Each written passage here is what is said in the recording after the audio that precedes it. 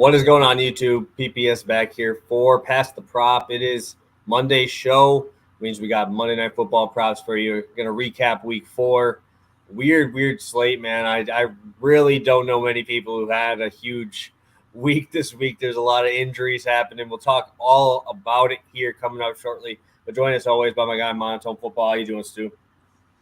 I'm doing good, man. It was definitely an interesting week, obviously. I'm just kind of blessed that we have football every single week, and we've got it for, 14 more weeks to go. I'm kind of excited to keep it going. Wasn't my strongest showing, but I definitely made up for it on Sunday night, so I'm ready to kind of keep that momentum going today.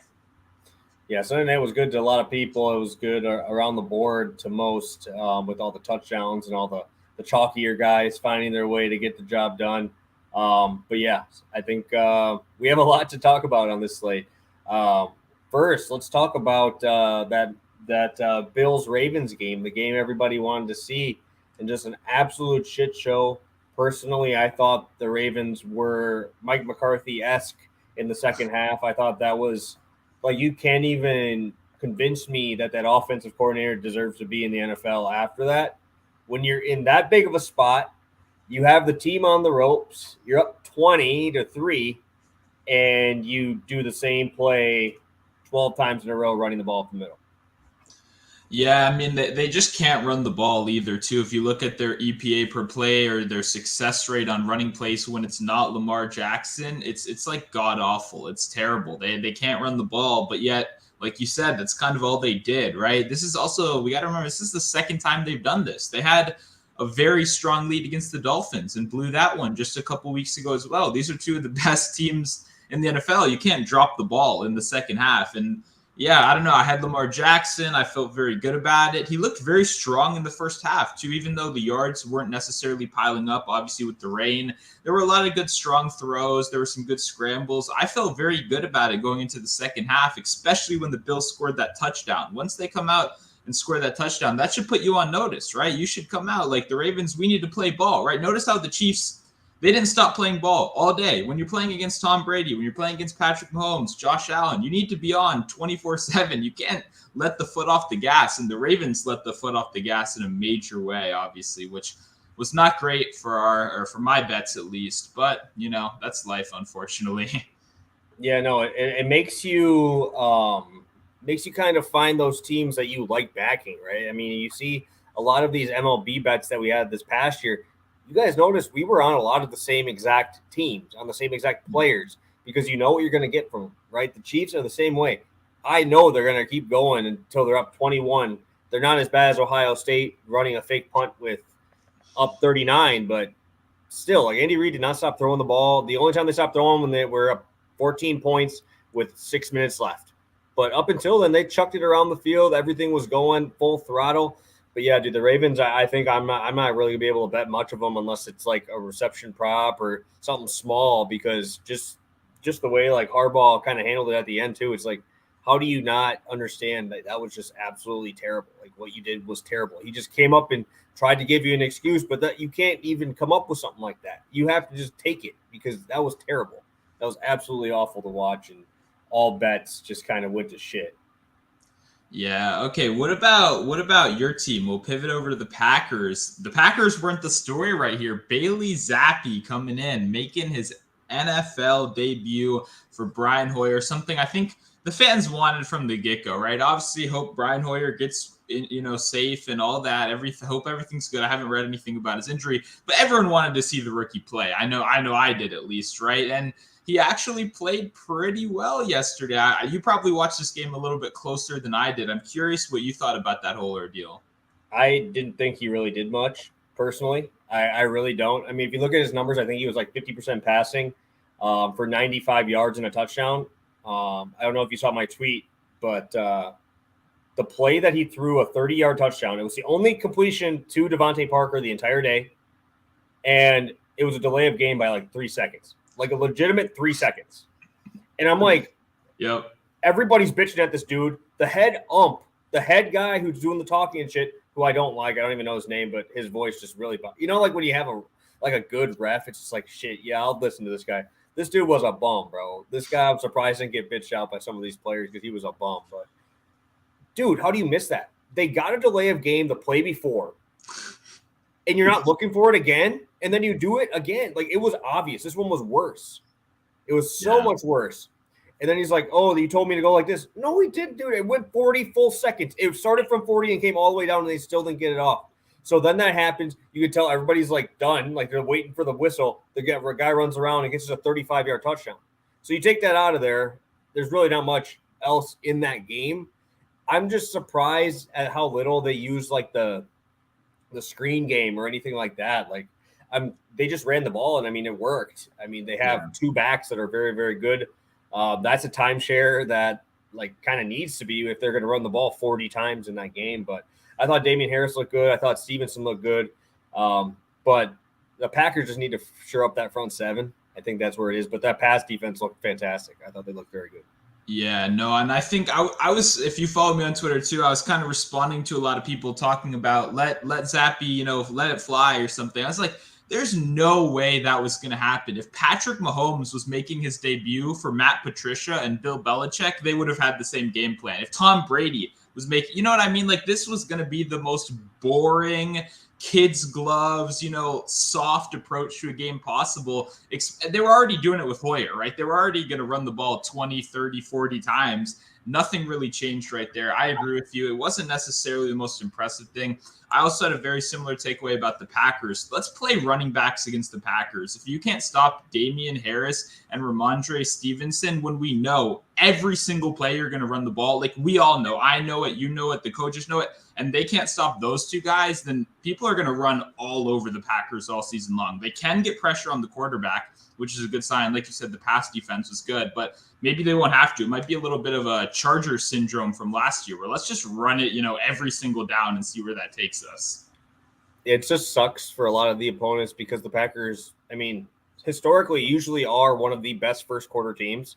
So if you're behind and then you just have to deal with the Packers running it on you too. So that's what's frustrating about the Packers now is before you knew Rodgers was going to get the ball 30, 40 times. Like Rodgers easily could just throw the ball 25 times and not even worry about it because they just punch you in the mouth with Dillon right up the middle with 250, dude. You don't want to tackle that guy. Aaron Jones, another 100-yard game. But, like, now that you have Romeo Doubs on the field, man, he's getting deep threats. I mean, he should have caught another touchdown in there. His target share is just flying through the roof. Allen Lazard's getting deeper targets as well. You're seeing a lot more deep plays this year than usual. Usually it's just those flick outs that he does to Adams last year. But, it was extremely promising to see Doubs do it for a second week in a row. I think that's really big because I think everybody kind of thought it was just going to be a one hit. And now that Christian Watson's back, he scored a touchdown as well, which is awesome to see. I think that we're starting to see the younger guys come through. So I'm happy to see that there's early in the season. Yeah, no, and I mean, once Christian Watson learns how to catch a football, he's going to be a really good wide receiver. But until then, these handoffs and screens and stuff we'll have to do. But I agree, the Dobbs thing was definitely something to notice. That's a good point. I kind of glossed over that a little bit. But because I wasn't a believer either. I was considering betting the under. I thought, like I said on the show, Aaron Rodgers might throw like 8 times all game. But they gave him a little bit better of a fight, obviously, and that led to some good production. So as we get into these more competitive games, these division games, especially against teams like the Vikings, who are kind of trotting out anybody out there in the secondary, I think Dobbs could definitely be a very sneaky play. Yeah, and talk about the Vikings, dude. Finally, where has Justin Jefferson been like that, man? He went off. Olave went off again. I mean, I'm just going to be talking these younger receivers here. Olave kind of took that step forward. We saw Garrett Wilson kind of take that step back a little bit. We saw, what's his name? Drake London take that step back a little bit, right? I think Olave is starting to kind of push himself a little bit further in like the actual stud category here. Even with Andy Dalton, bro, like he just found a way to get open. He can beat you over the top. Like he just those athletic catches, dude. He just gives you that opportunity, bro. It's a lot better than I expected to see from him this early on. Yeah, I will say, though, just to defend some of those other rookies, too, I mean, London and Wilson were murdered by their quarterbacks, right? I mean, absolutely awful quarterback play. Andy Dalton isn't great, but he's Andy Dalton. He's been in the league for like 10, 15, 20 years doing the same exact thing, right? So he knows how to command an offense. That's a much more competent quarterback. Drake London had an elite target share once again last season. He is getting open. He's playing great. Marcus Mariota just threw the ball like 6 times last game, so you can't really do much there. Obviously, Garrett Wilson, kind of similar situation where Zach Wilson came in. Suddenly, he's not the favorite target anymore. And then Zach Wilson started that game, like 6 for 18? He had a good last drive of the game, which I guess Jets fans will hold on to a little bit, but it wasn't a pretty start to that game. So that's a good point. The rookie wide receivers have been interesting. Olave has clearly separated himself as a great fantasy asset, but on a talent perspective, I don't think he's necessarily passed anyone. I think London and Wilson are right there with him, maybe a little ahead of him even. Yeah, my last one that I really just want to talk about is I came out here, I put my neck on the line for my boy. If you're my dog, I'll ride with you till the end of time. And my guy comes out here and 2 for 2 puts on a absolute fucking clinic. That man put a clinic on. Geno Smith, the number 1 fantasy scorer this week, across the board. We had Rashad Penny as a talking point this past week. What a showing from him. But man, dude, what a stud in my boy Geno Smith, bro. That guy just absolutely cooked that Lions defense. At this point, is it anybody who plays this Lions defense the top play is like all these value spots?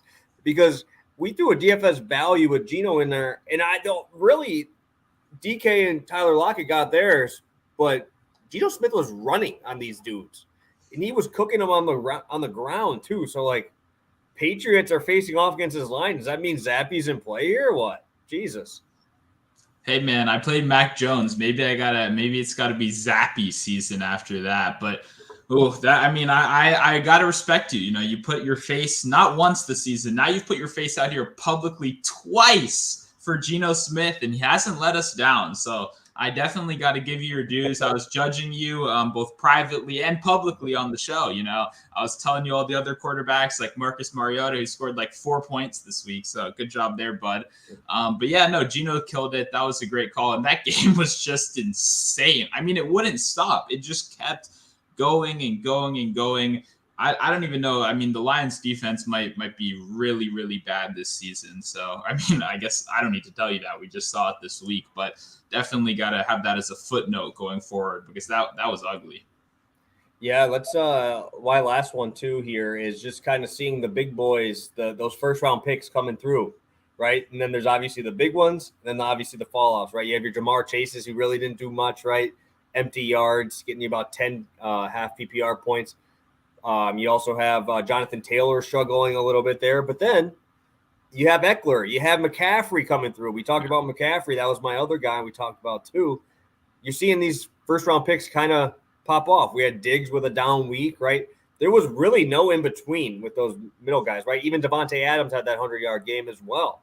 So first round picks finally coming through. Hopefully, if you had Eckler, you held on to him long enough because, man, that was the pop off game everybody was waiting for there.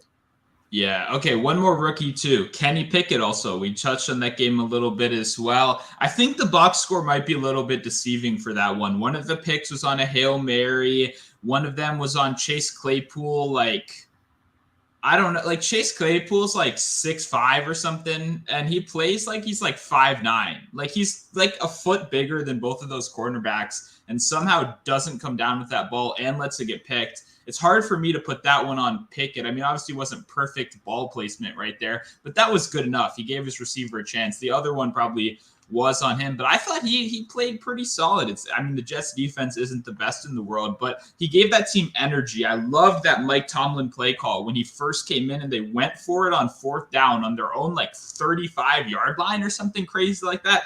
I was fired up. I loved that play call. I love stuff like that. He was clearly trying to get that team energized. It worked. They got the first down. It was a good battle right there. What do you think about Pickett? You impressed? You looking forward to him these next couple of weeks, or no, not so much? I bet I had the Jets defense in DraftKings this week, so that was very nice to me. That was the thing that sucked though was like I think Pickett will be okay, but man, that was just a bad showing. That was just a bad showing by the whole offense, right? I mean, there really wasn't anything to get pumped up about because once you saw like you could just see Salah just like going at him, dude. He was so hyped on the sideline. He was going right at this dude for that whole second half. I'm honestly surprised.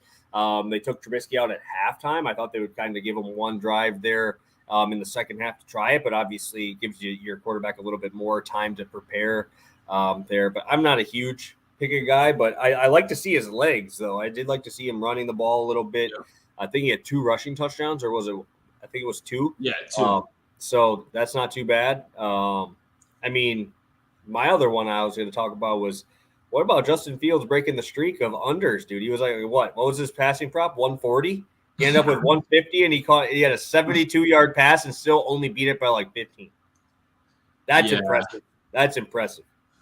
Oh, Justin Fields, man. I once again, shout out to all the Bears fans in here. We feel bad for you. I'm a Washington fan. I kind of know your pain right now. But yeah, no, Fields, how do you go forward with this? Like, if you're the Bears, right? Because that unit they can run block pretty well. They've actually been a pretty good run blocking unit. They can't block for the pass at all. Like, he is under pressure on almost every single play. And I still don't think that really resolves him of responsibility, though. He's been awful. I mean, he made that throw to Darnell Mooney. We're like, oh, okay, he's showing something. And then back to the first couple of weeks. I have no clue what to think of Justin Fields besides don't bet overs on the Bears offense. Just save your money, save your time. No matter how low Equinemius St. Brown's line gets, do not take the bait, okay? Just leave it out. Yeah, no, it was brutal. It was brutal. But let's take a look at who's in the chat here this morning. We got Turbo in here, Terrence coming in. Hopefully we can get another sweep here on this Monday night. Carlos in here, Byron, Steve. Yeah, those pack. Yeah, it was hard, man. It was tough. Yeah, Jake, it was Mark Andrews. Yeah, fuck that guy, man. That was we kind of talked about that whole game. Just not a good one. I mean, this has to be almost every time until something happens here. Until something happens, just take Herbert over rush attempts and don't watch. Dude, he looked really, really good. Yeah. And then, I don't even – how many attempts do you have? Like 18? I think you just might have to take the unders. Obviously, it was rainy and shit there too, so I won't get too much. Yeah. Well, yeah, I don't know. That was a tough one. I don't know. Andrews, I really expected – especially in those rainy conditions, right? I really expected him to kind of be the safety blanket right there, but that didn't really turn out as much. I don't know. That was kind of disappointing to me, but I don't know. We'll see, I guess, moving forward. We obviously have an interesting game tonight. 2 division rivals going at it against each other. Who do you have in this one? Before we even get into the props, who do you have in this one to win? I actually think that the 49ers win. Personally, I know it's not I don't even know what the line. What is the line? I thought it was like 1 each way, right? It was 1.5 for a while. It's touched 2. I'm not sure where it's sitting right now. I think it's been between 1.5 and 2 everywhere I've seen it. Okay, so the Niners are 1.5 point favorites.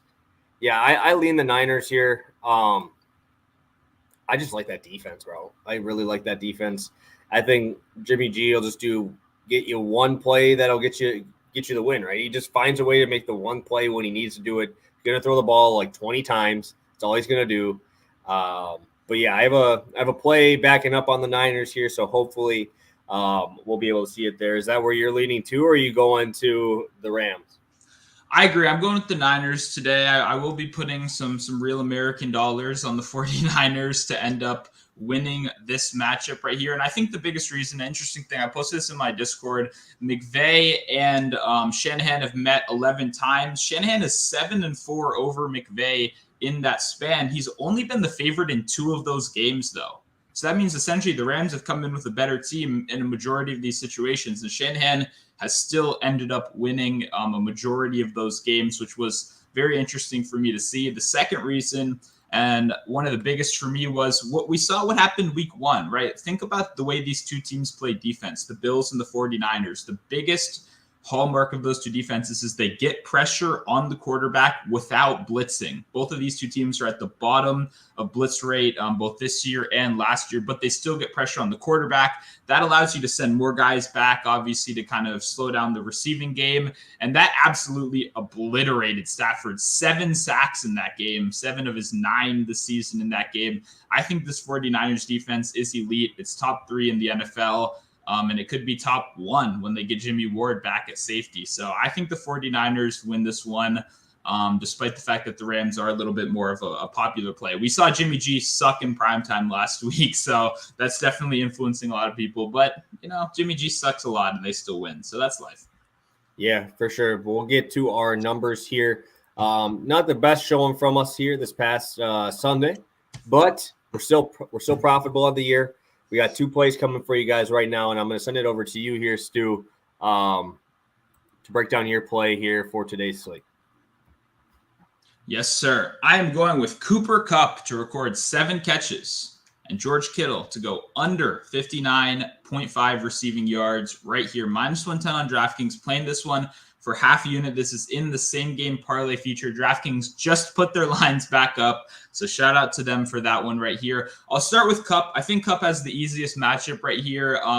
Charvarius Ward does not play in the slot very much at all, and that's obviously where Cooper Kupp is going to be lining up for most of his snaps. That doesn't mean that they won't move Ward into the slot more, but you probably will be getting their best corner playing a role he isn't as used to, while Emmanuel Mosley will be on the outside against Allen Robinson. I think that's a terrible matchup for Allen Robinson.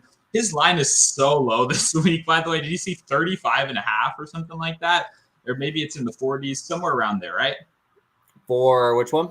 For Allen Robinson, right? Isn't he pretty low now? 39.5, overs juiced to -120.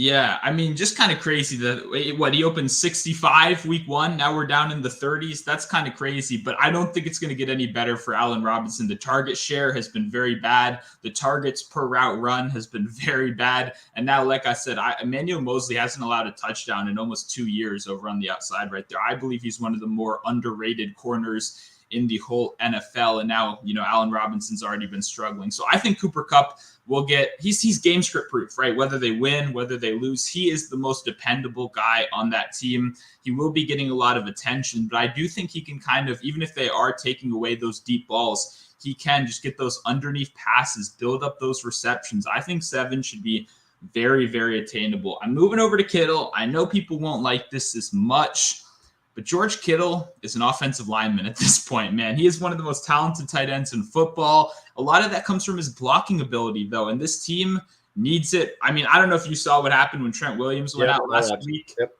It was awful. It was awful. I mean, the replacement immediately gave up 2 sacks and only 8 snaps. He had to be subbed out. Then the next replacement that came in, the third stringer, gave up a sack as well. They have no solution for that, right? It's going to just be kind of patchwork. They're going to be doing their best. And I think a lot of that has to do with George Kittle in the run game, especially blocking all the time. We love him as a fantasy analyst, right? We would wish that he would go crazy. He would run all these routes. He would get all these targets. But what they really need to win this game is to control the clock, to run the ball. And I think George Kittle is going to spend a lot of time blocking, which is kind of unfortunate, for the exciting part of the game, right? We want to see him catch those deep passes, use that yards after catch ability, but I think he does stay under 60 yards right here. I like combining both of these guys. I think this kind of fits the game script I see pretty well, so I'm running it. Yeah, I'm already on Kittle's under 4.5 receptions. That's already in my plays. I think that the Trent Williams news is unbelievably big. It's bigger than any other offensive lineman in football. It really is. I mean, remember we were talking about early on in the season, like San Francisco, run block advantage. They're -51 tonight. -51% run block advantage tonight against this Rams defense. I think they're like second in DVOA in the run for the Rams here. So it's going to be tough. And I think I think we're thinking on the same exact page here, because I am actually going to be going to his other option. I'm going to Brandon Ayuk. I love Brandon Ayuk here. Obviously, Debo's cooked these guys, and I think that's going to be talked about a lot more. But Brandon Ayuk is kind of just that dude who goes under the radar, doesn't do anything flashy. He's the quiet guy. He gets the job done. I mean, he's hit this number in 2 of the 3 games last year against the Rams, and the only game he did not hit it was when the Rams won by 21, and Jimmy G threw 19 attempts. He only had 19 pass attempts in that game that they won 31-10, and that was the only game Brandon Ayuk didn't get here. Also, Brandon Ayuk, let's see these targets. Since the 2 games that Jimmy G's been throwing, he's got 16 targets in those games. And Jimmy G hasn't actually thrown it that much. I don't think he's passed 30 pass attempts in either one of those games. So the target shares there. I actually don't mind this matchup here. Him and Debo are actually ranked 11th and 12th in best matchup advantage this week. So they pretty much both don't have the shadow of Jalen Ramsey. I think we talked about it. I don't really even know where he's going to be, but he's not going to be on specifically just one of these guys. And I think that we're going to see Brandon Ayuk's yards after the catch in every single one. I thought you would get a kick out of this because you're the longest reception man. In every single one of these games that he played against the Rams, he's had a 20-yard catch in it. He's had at least a 20-yard catch, 21-yard catch in the game where he only had the 3, but he's had a 31-yard catch in the other 2 last year. So we've seen elite yards after the catch. I think if we're going to not have Kittle in there as much or not running as many routes, I think Ayuk takes those underneath ones, and I think we see Debo do a little bit more too, which is why I'm not going to fade Debo, but I think Ayuk is my favorite spot just because I can get it a little bit lower, and I think that even with everything here, that run block advantage really does scare me. They got to move the ball some way, and I think Jimmy G, who, like I said, hit this in 2 of 3 last year, and the only one he didn't have to, he only threw 19 times. I think he crushes this number. I think we see a pretty decent game in primetime here from the San Francisco offense.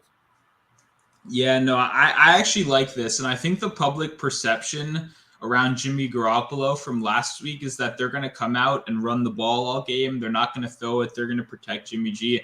I think we kind of go a little bit the other way, mostly because of what you stated, that run block advantage. They don't have one. It's -50 or whatever you said. It's Aaron Donald lining up a majority of his snaps against a backup offensive lineman, right? It's going to be very, very hard for San Francisco to do what they want. So I think the way they supplement that, as we've seen a lot of teams do, is the short passing game. You got to get your wide receivers involved. You got to get them the ball fast. And you drafted these guys with all this crazy yards after catch ability. Let's use it, right? Let's get these guys involved in the short and intermediate game and move down the field. So I am a little bit worried about Jalen Ramsey.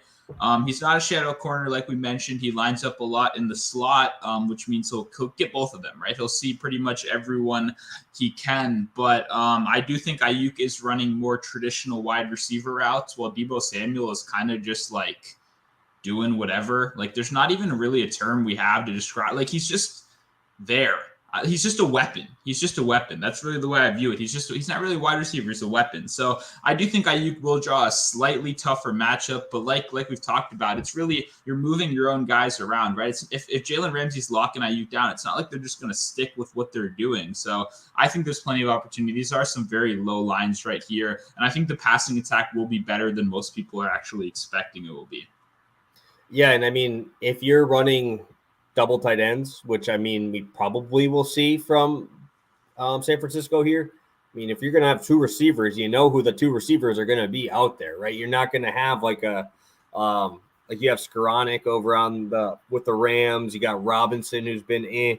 You have all these other ones, but you have a Cooper Kupp who you know is going to be out there, right? And I know Brandon Ayuk is going to run the routes, and I know Debo is going to run these routes. So honestly, DFS, you're pretty locked in on these. This is a condensed team. Like, there's not many other guys who are going to get the damn ball on the San Francisco side. So I think that actually helps, and I think that it makes it a little bit easier for stacking purposes if you're doing a showdown slate and or a primetime slate with the Thursday games too. Yeah, no, I mean, to be honest, maybe if you're playing DFS, you might as well load up the kickers tonight, right? I do think this will be still a defense first game. And I don't know about you, maybe you're going to risk it a little bit more. I'll probably just be making my bets and enjoying this game. I don't know if I need to get any more DFS action in because there can be some wonky outcomes when you get these defense first games, and that's just not something I want to ponder too much. Maybe Juwan Jennings in the captain spot, run that back with Matt Gay at kicker and, Ramsey. I don't know, do some crazy stuff. But yeah, it'll be an interesting one for sure. For sure. Yeah, that's going to be one of those fun ones. We got Brian in here. I know I did remember somebody dropped Taysom Hill anytime touchdown. Thank you for that. Hopefully somebody else cashed in on that as well. Let's take a look here. Freak Year Bowl 7. Welcome. 41 PPR points combined between Stafford and Debo. Is he getting there? I don't think Stafford's going to have one of his bigger games here. It's got to be a 23-24 from the Debo side, in my opinion. Yeah, I agree. It's gonna have to be pretty split in half. And the only good thing is the San Francisco run defense is very good. So maybe when they get to those goal line situations, you're just gonna need to hope Matt Stafford throws in every one of those touchdowns. Cooper Kupp racks up those touchdowns, because if Cam Akers gets a rushing touchdown, it's not looking good. But hey, never say never. We predict these games, but like we've talked about multiple times, it's always the 50 totals that go under and the 30 totals that go over, except last night. That's Patrick Mahomes. We like to put him in a different category. But just in general, we do tend to get some offensive explosion games. So that would be fun for me. But yeah, I'm not predicting the best Stafford week in the world. But hey, I played Kirk Cousins against the Saints this week. I actually meant to sub him out for Marcus Mariota. I forgot. It turned out well. So I'm hoping you get some similar fate this week as well. Yeah, in one league, my team was just decimated. My 16-team league. I drafted my 3 starting running backs starting the year. Tony Pollard, 1 point. Cordell Patterson, now on IR. And I also had Eli Mitchell. So in a 16-man league, my team is brutal right now. Absolutely taking it right in the teeth right now. But my big one, we had Reek, Kelsey, Justin Jefferson, Damian Pierce. It was a good week. That was a big boy week there. Finally getting some luck on my side. So let's do our quick recap here, and then we'll get to our touchdown parlay. If you guys have any more questions, drop them in the chat. We'll hopefully be able to get to them before the end of the show here. Your spot here today is right here. Yeah, well, I'm going George Kittle under 59.5 receiving yards. Combining that with Cooper Kupp to record 7 catches, -110 over on DraftKings. Playing that one for half a unit. Yep, and I'm going to be on FanDuel for this one. Ayuk 40, Jimmy 20 or 200. If it's 20, put your kidney on it, right? We can just sell our kidney and put it on it. But Jimmy Garoppolo of 200 passing yards, -126. And we're coming into another primetime game. We're coming in. Hopefully, we're going to be able to do another one of our caches here. And I mean, it's 2 guys we already talked about quite a bit. Yep, I'm going to be the chalky guy and just say Cooper Kupp scores a touchdown. I mean, come on. Come on. Who else is scoring? Like, his competition, like we said, is Ben Skoranek over there. Allen Robinson, who I have projected to go against a corner who hasn't allowed a touchdown in 2 seasons.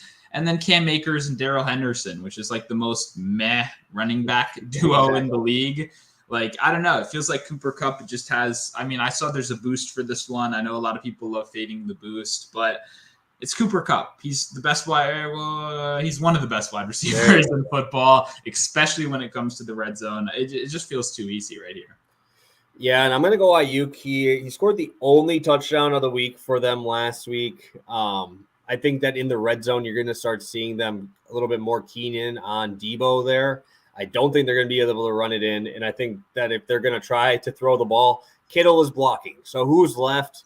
Your boy Jennings, right? Your boy Jawan Jennings and Brandon Ayuk. And if it's fighting between those two, sign me up for Brandon Ayuk. I think that this is going to be a spot for him to score.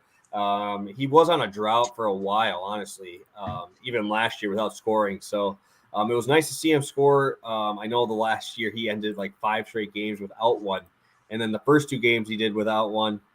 Now, guess what? Trey Lance ain't in there. So he ain't running in a he ain't gonna Jimmy G ain't running this ball in. He's not gonna be running a 20-yard touchdown in here. So hopefully he finds him across the middle. I'm calling, let's call a 58-yard slant route all the way. He's gonna take it to the house. I'm calling it right here. 58 yards, touchdown, house giving us that money, plus 450. Hopefully we can keep these rolling in a positive way here on our touchdown parlays. Anything else from you, my guy? We're about 35 minutes in. This is about where we usually end up at. Is there anything else you want to talk about, or any other spots that you want to specifically talk about if we're talking about like a showdown slate or anything like that? That's a good one. I think I'm going to take – I was joking about it earlier. I think I will take a little bit of a closer look at the kickers, specifically the San Francisco kickers. Kyle Shanahan kind of play calls like your grandfather would, right? If we're at 4th and 1 on the 30-yard line, we're kicking the field goal. We're taking the points. That's what they love to say, taking the points. And Shanahan will take the points down like 14-0 too. He'll kick a field goal right there. So I do like that. Not so much for McVay because he does have I don't want to say brain cells. He has a computer that he knows how to function, and he knows that the little digits on the screen tell him that maybe we shouldn't kick the field goal right here. So I don't love that side as much, but I do think I will be looking at the 49ers field goal props, just taking a look, just from a play calling standpoint and a defense first game in general. I think that could be a little bit of an interesting spot to focus on. I'm going to throw a tough one at you. My last question to you here. I'm looking at these primetime games, right? Monday and Thursday. We have Kittle, Tyler Higbee, Mo Alley Cox, and the absent Albert O. Where are we going with tight end? If you're playing on this slate, I know a lot of people like to do that one instead of showdown just because it's 2 games. This might be the worst combination of tight ends I've ever seen in a 2-game slate, like ever. So if you had to pick one of them, who are you picking?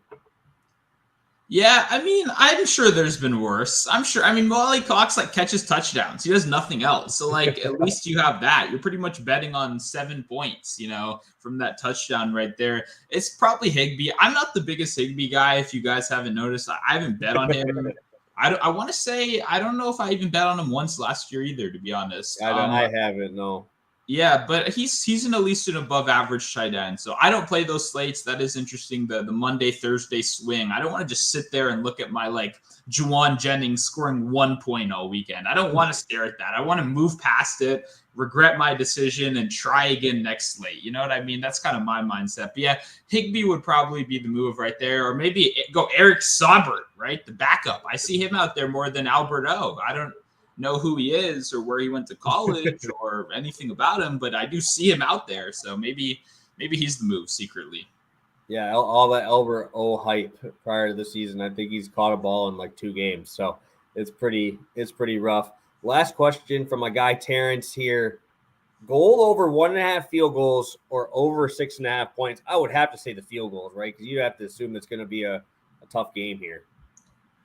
Yeah, let's see. I don't bet kicking props that much. I'm trying to logic this one out. What's the benefit of the kicking points? Is that just assume we score a lot of touchdowns and get a ton of extra points? Yeah, that's what I'm saying is you'd have to get at least, if you're going to cash the 1.5, you're cashing the 6.5.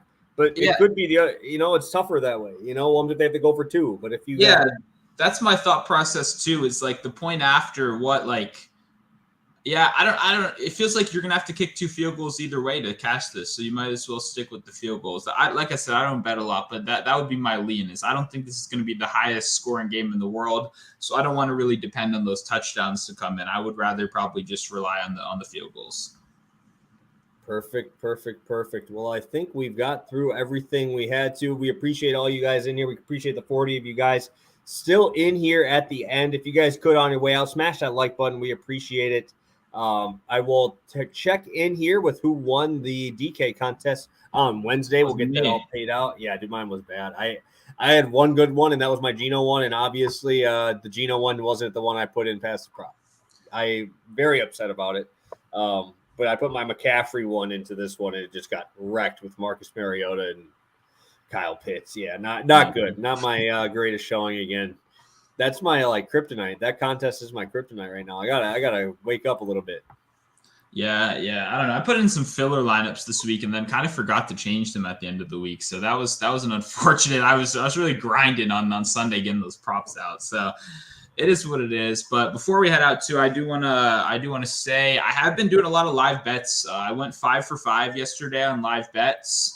And I think it's going to be something I'm taking a lot more seriously now going forward. I mean, I told my Discord this. I'm going to deprive myself of one of the most fun things ever, which is, drinking and betting on football. I'm just going to soberly analyze games, watch snap counts, because those live lines were ridiculous. I bet Aaron Jones essentially to get 20 yards in the second half. He got them in the first drive. His live line was at 97 and he had 92 rush yards. We just needed 8 more rush yards. So then I rolled that over to Josh Jacobs, and then we rolled it over for Godwin and Gage in the late game. So I'll be looking for those live spots. So if you don't follow me on Twitter, make sure you do, because these are way easier. This is, I don't know how else to say it. It was very easy to just analyze that. Look at it. Oh, he's playing a lot of snaps.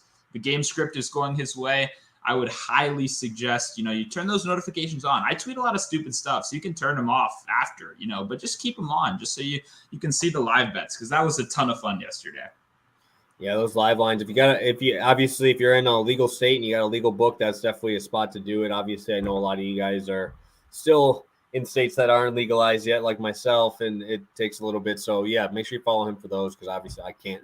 I don't have many of them that have those options there. So, last question, our guy Turbo in here. We'll finish up with his question here before we sign off. Head to head, we got Debo minus 15.5 receiving yards versus Robinson. I'm going to assume that's Allen Robinson against Debo Samuel here. Which side are you taking here? I mean, obviously, I think we're both leaning the Debo side, right? Yeah, I mean, I probably laying points in a prop is just crazy to me. I tried to experiment this over the weekend with Javonte Williams plus 15.5 against Josh Jacobs. That did not work out very well. Javonte got injured. Jacobs had his best career game. So I'm 0 for 1 on those so far. Not the greatest start in the world. Yeah, I don't know, 16 more. I think he does go over, but I don't know if I want to bet that necessarily. That just feels soul crushing. I think I'd rather just bet Debo receiving yards, which I already have done. If you want to read my article on Twitter. For sure. Last question. I'm gonna shoot one rapid fire here. If you had to pick a running back for more fantasy points, are you going Cam Akers or Darrell Henderson? That's so ugly. It seems like we're actually shifting more into Cam Akers' favor a little bit more now. I'll still take Henderson. I'll hope for that rushing upside.